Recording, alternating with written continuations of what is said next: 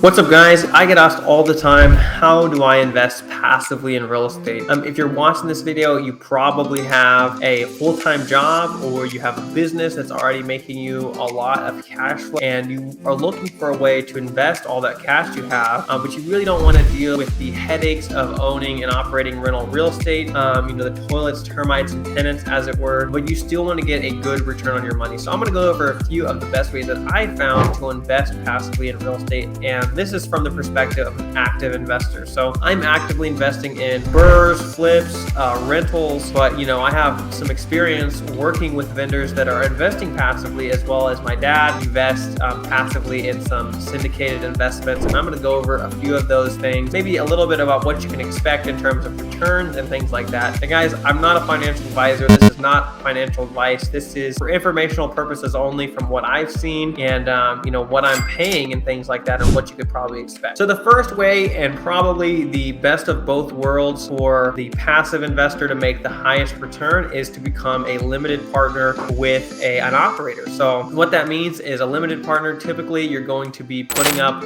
the money, which is a portion or all of the money in a deal, and getting a percentage of ownership. So this could be in a long-term rental or maybe a flip or something like that. Let's just talk about it in terms of more longer-term passive investments. So you would, I would go out as an operator and buy a house. You would put up the money, so you'd be in at 50-50 with me. We'd rehab it together, and then we turn it into a rental. You get a lot of your capital back, and then you're still in the deal getting that rental income. So now you're a limited partner. Your other partner is doing all the work, the day-to-day operations, and putting that sweat equity in so that you can have your money getting you a return every single month by providing the money for the deal. So that's a great way to do it. Those are extremely variable depending on how you work it out with your partners, but it is a great way to get a lot of upside and a very high return for being involved. Now, it will require a little bit more effort because you have to pick the right partner, of course, and you may be a little bit more involved just with the financial decisions. It just all depends on the relationship, but that's a great way to become a passive investor. And I've worked with a couple guys like that, are giving me money out of their lines of credit or cash they have, and then I am going out and doing the deal. I've also, on a couple of my first deals, I was the limited partner. I was the passive investor, and my friend was doing the flip while I funded him, because I had a good job that was taking up a lot of my time, and but I had money that I wanted to invest. So that's a great way to do it, to probably get a relatively high return without really being involved day to day. Okay, guys, the other great way to be a very limited passive investor, and this is pretty much as passive as just writing a check and waiting for the returns to come. Guys, you have to pick a good partner, but some kind of syndication or limited partnership like that is a very good way to invest your money passively. Now, the cash-on-cash returns are usually very low on something like this.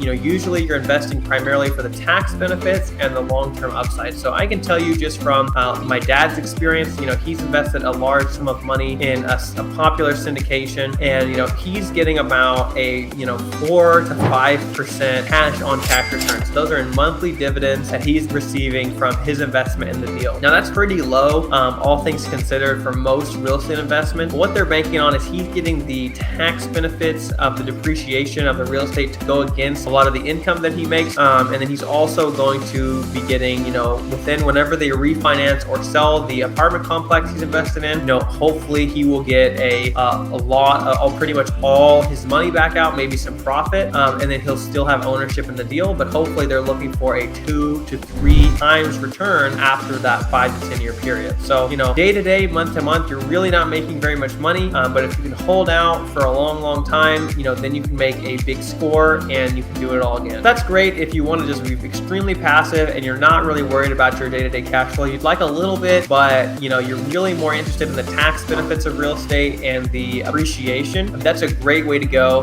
Find a good operator in a good deal and invest in that. Now, one way that a lot of people don't know about, and I really didn't until getting in the flipping world, is getting invested passively as a private lender or a note investor. So in my case, I get loans for that pay about 12% and to a private lender for lending me capital for short-term rehab projects. That's like fix and flips and BRRRRs, and typically those are 6 to 12 month notes. And but I'm doing stuff all the time, right? I constantly have projects, and if I had a private lender, I would would keep their money invested all the time, paying 10 to 12%, right? And so on the other side, if you have capital, you can lend it to a guy like me and make 10 to 12% on your money, and they'll pay every single month, right? So usually they pay interest only, and then you get all your capital back at the end of the deal. Now, obviously, there's some risk to that, but typically as a lender, you're only lending just a portion of what the property's worth, and so you're very protected. Your money is protected by a real estate. You have a mortgage on the property just like a bank would, and so for whatever the reason that operator defaults, you can take that property back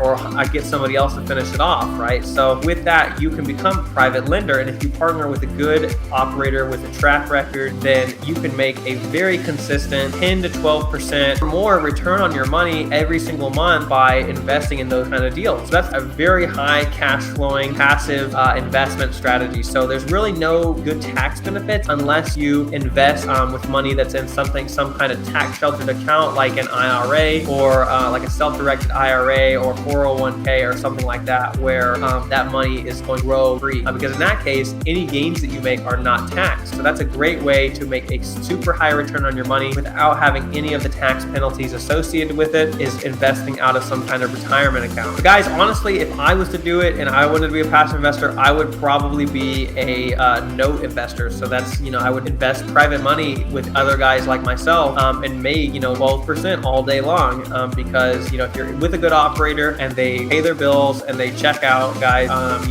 you can make a very good return, and and very passively. All you have to do is write the check and sit back and let the money roll in. So guys, those are some of the ways that I would invest passively and that I have seen. I'm sure there's other ones. There's all sorts of other ways to invest in real estate, but those are some of the best ones that I've seen and probably the most common and easy to wrap your head around. Guys, if you like that video, go ahead and hit the like button right down below. Check out these other videos. I'm Dan Kohan, and I will see you in the next chapter.